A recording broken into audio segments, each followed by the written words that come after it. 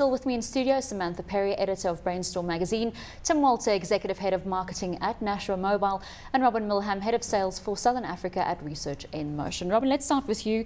We spoke about the consumer, the customer. Let's move on to the enterprise customer. Are telcos currently relying on business from their enterprise customers to maybe subsidize the losses they're getting from their regular customers? But what I would say is certainly that the enterprise business space is certainly one of high value for telcos. You know, one looks at the volume value debate from a telco specific perspective, and you know, you'd probably find in your consumer space quite a lot of volume, you know, kind of volume business, but certainly in the enterprise space it's around value. And I think also typically within the enterprise space is you probably also find less churn. You know, enterprises typically have to invest specifically with a particular telco, because it's not just about the actual device. You know, there's investments into things like APNs, etc., that they've got to do. So it's probably it's a very tough market as well, because everybody's always innovating and you know, trying to beat the other one. But I certainly think that it is possibly a little bit more valuable from a value perspective. If we talk about enterprise client relations, they're a tough crowd to deal with. Expect high demand, high service, quick turnaround time. Has this been the experience from your perspective? Absolutely. I think we've seen a shift from 10 years ago. We dealt with procurement departments who were managing mobile phone expenses, and that's definitely moved into the CIO's domain. And also, I think the market's very competitive. So although we're seeing that the average spend on those users is very high, the margin on them isn't great. You know, there's a race to the bottom there, and it's trying to balance off the relative saving which you might get on a per call basis versus the cost of the actual deployment from a technology perspective, and also maintaining it. Maintaining 1,000 users out in the field is not a corporate or enterprise customer's core business, and they sometimes struggle with it. Looking at the landscape, the enterprises are becoming more mobile. Are we seeing the same pressures on telcos for their workers to have the same sense of mobility, the same platforms as there is from the consumer space? Most definitely. Consumers, the whole consumerization of IT trend is that consumers take their handsets or their tablets or whatever into the enterprise and they go, well, Mr. CIO, I can do this at home, so why can't I do it here? And conversely, it's very, very inefficient for enterprises to have thousands of workers out in all sorts of places and not able to access the email, able to access the ERP systems, etc. For telcos, the value is going to come down the line in being able to bundle services. So I can give you your fixed line telephony, I can give you your fixed line data, I can give you mobile telephony, I can give you mobile data, and I can give you Wi-Fi across your campuses, which is where the spectrum we were talking about earlier comes in, because the mobile operators very desperately need that spectrum to be able to bundle those kinds of services and to roll out on a comprehensive across all platforms manner. So yeah, that's mobility is where it's at, and it's not actually going to get any less. It's only going to get. I think to jump in there as well, Natasha, is what's interesting that we've seen, you know, over the period of time that we've been in South Africa, and certainly in Africa generally, is the kinds of conversations that one is having now with corporate customers is a very different conversation to what one might have had possibly even 2 years ago. And I think, you know, to Tim's point, that bill is now sitting in the CIO's office and not just in procurement anymore, is certainly very indicative. And if I have a look at the kinds of conversations we're having with corporate customers now, it's not just in terms of their use of mobility solutions, but that as in the B2B aspect, but they're also talking to us and looking at us and saying, help us with our B2C strategies, because we need to embrace mobile as well in terms of speaking to our customers. So there's this two-way conversation going on in the enterprise, and I definitely think that for the most part, enterprises have certainly embraced mobility, and we've seen some phenomenal success stories, particularly from an SMEs sector, for example, in terms of the use of mobility and how that really changes up the way that they're able to do business. So it's certainly not going away. Yeah. Tim, have you seen similar trends on the ground? Absolutely. We've also, what is interesting is that I think the trend towards mobility has largely been driven by the end user, as opposed to, in many cases, a strategy which was developed within the enterprise. And that brings in its own problems. Is many of these corporations don't have policies or procedures around security on a mobile device. I mean, it's essentially part of the company network now.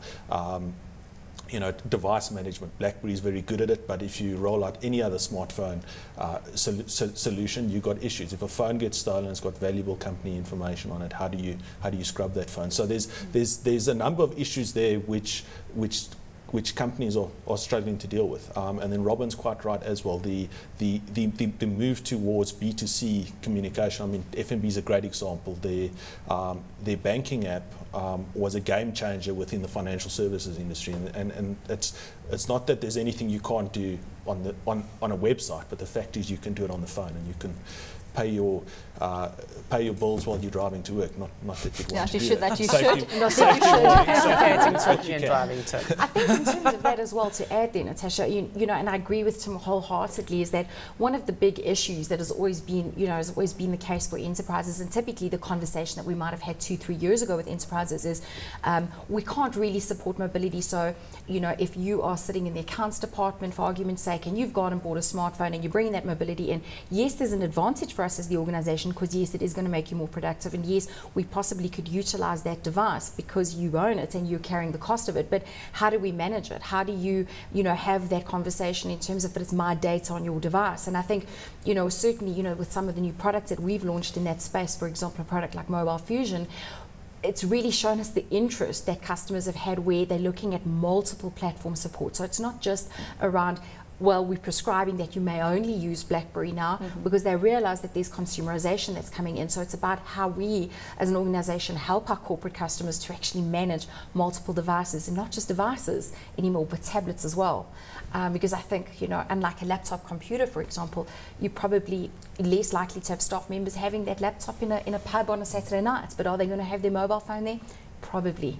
And these are some of the unique challenges that corporates are facing. And then security comes into that. You Absolutely. Can encrypt a laptop fairly more easily than you can do an iPad. As a journalist, you obviously pick up on trends, and iPhone being conveniently left in places to be found. From a security perspective, do you think companies are taking it seriously enough, especially in an era of mobilization? Yeah, I think they are actually taking it pretty seriously. The sheer volume of data leaks we've been having lately, deliberate and unintentional, and the large consequences on a financial and reputational level for corporates means that securing and locking down devices and being able to wipe them if they are stolen or lost has become a key issue, and most of the CIOs that we talk to certainly are grappling with the challenge, as Robin implied. People don't have heterogeneous mobile device fleets. They just don't. Often, the CEO will come in with the latest and greatest, and he's like, IT, make it happen. Make it happen, sort it out. So the IT guys have to deal with it, and in the era of corporate governance and compliance, they have to deal with it pretty quickly too. Tim, when we look at Africa, it's a bit of a different landscape, and security is not as hot, and the skills aren't necessarily there. How are corporates dealing outside of the borders of Southern Africa? We don't do that much business up north. I think it's a case of the corporates which we do deal with, whatever protocols they put down in South Africa, they'll typically take up north with them. But it is, different marketplace. Very often the networks can't cater for the same data speeds as what we're enjoying here, and it's a little bit of a cowboy territory up there.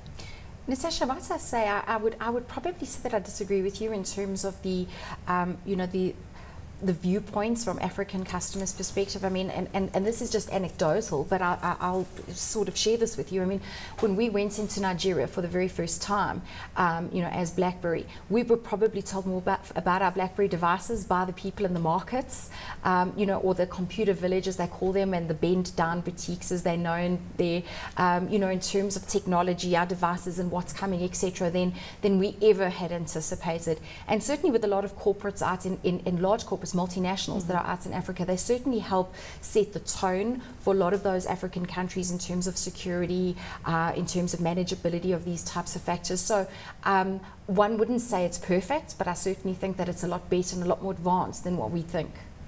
We've talked about customer satisfaction, we've spoken about security. The other option is being there when things go wrong. For example, this week with Vodacom and MTN. We've had the international BlackBerry outages. As a company, how do you deal with that, and how do you make sure that you're up and running to make sure that you satisfy your customers and consumers? Because surely if you don't, they're just going to walk to the next company. I mean, I certainly think, you know, that it's never a pleasant situation when you let customers down. And I think from our perspective, we've worked extremely hard to reassure our customers in terms of what we're doing to ensure that that kind of situation never happens again, because we're extremely proud of what we've been able to build in terms of our African story as BlackBerry. And we really know that it's extremely important to maintain the loyalty of our customer base. And we do thank our customers for the patience, and we know, you know, the kinds of certain aggravation and everything else that they must have felt during that period. So it is important to inform customers of what one is doing to ensure that that doesn't happen again. We know that you know, life is not perfect and things do go wrong, but I guess it's about what one does once they've gone wrong to ensure that that kind of situation doesn't happen again, and to really keep your customers loyal. And being accountable for when things do go wrong. So as the middleman bartering with these telcos, how do you deal with it when things go wrong for your customers?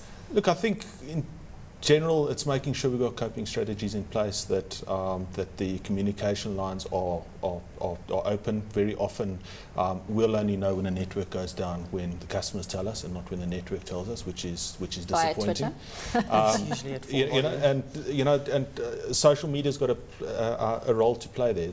It's a way that we can get to a lot of customers very quickly and let them know what the problem is. And a week ago, we actually did it with some issues we were having, and the response was very favourable. So I think customers, you know, as much as they might moan and accept high levels of service, are also understanding and realise that things do go wrong.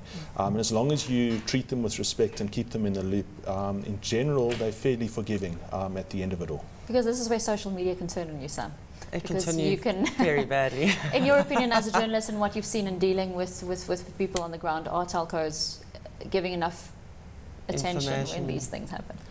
It really depends. Vodacom CEO Peter Ace provided an amazingly good and responsive case study last year. I think it was last year, when their network pretty much fell over completely, just around the same time as the RICA deadline came into effect. And Peter was there, and he was everywhere, and he was on Twitter, and he was SMSing people, and he was emailing people, and he was tweeting, and he was pretty much responding to every single thing that he could, and communicating to as many of his customers as he could get hold of, to tell them what was going on, to tell them why it was going on, and to keep them informed and let them know that somebody there was caring and feeling their frustration and actually doing something about it. And I think that's a very simple public relations exercise that many of the telcos don't bother with. As I say, I mean, when I was down the other night, MTN South Africa's Twitter account isn't even available overnight. Somebody SMS'd me, or somebody tweeted me the next morning to go, "Hi, are you still having problems?" I'm like, I could be dead by now. And you wouldn't know about it. You know, they're not available, they're not accessible. They need to be available and accessible. They also need to realize that there are a very small number of South Africans on Twitter. Social media is fabulous, but there are 50,000 of us, or something stupid. South Africa is a country with 50 million people. Don't think just because you've got a Twitter account that you're reaching all of your customers at all. So a big learning curve and a lot of things to look at when growing that.